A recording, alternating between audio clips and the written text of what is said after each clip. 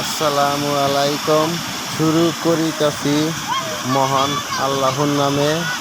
গ্রামগঞ্জে নদী নালা খাল বিল বন্যার পানি এসে পড়ছে।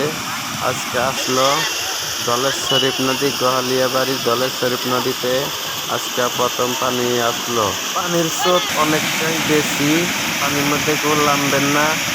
পানির স্রোত অনেক বেশি কারণে কেউ পানির মধ্যে খেলাধুলা করবে না। খেলাধুলার কারণে পানির স্রোতে ভেসে যেতে পারেন।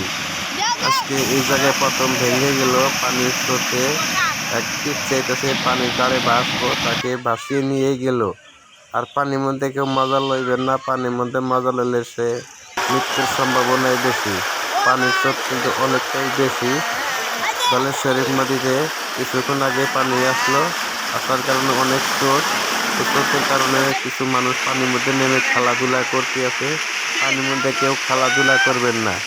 বন্যার পানি বছরে 6 মাস থাকতে আর থাকছে না। কেউ পানির মধ্যে নামবেন না, পানি সাবধান থেকে।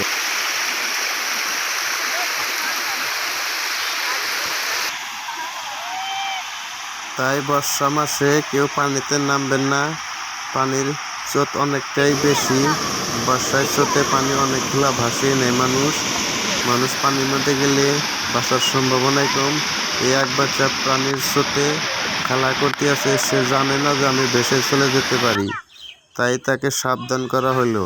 এই যে নদী নালা অনেকটাই খালি, কিছুক্ষণের মধ্যেই বোঝাই হয়ে যাবে।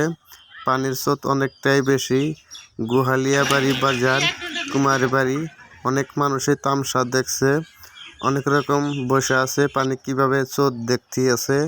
পানি ফেঁকে গেছে, এরই মধ্যে মানুষ যার যা কিছু আছে পানি থেকে টেনে তুলতে আছে।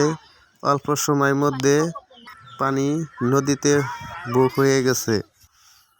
ভিডিওটা ভালো লাগলে সবাই লাইক কমেন্ট শেয়ার করবেন। আমি নতুন একজন ইউটিউবার। ধন্যবাদ সবাইকে। আসসালামু আলাইকুম।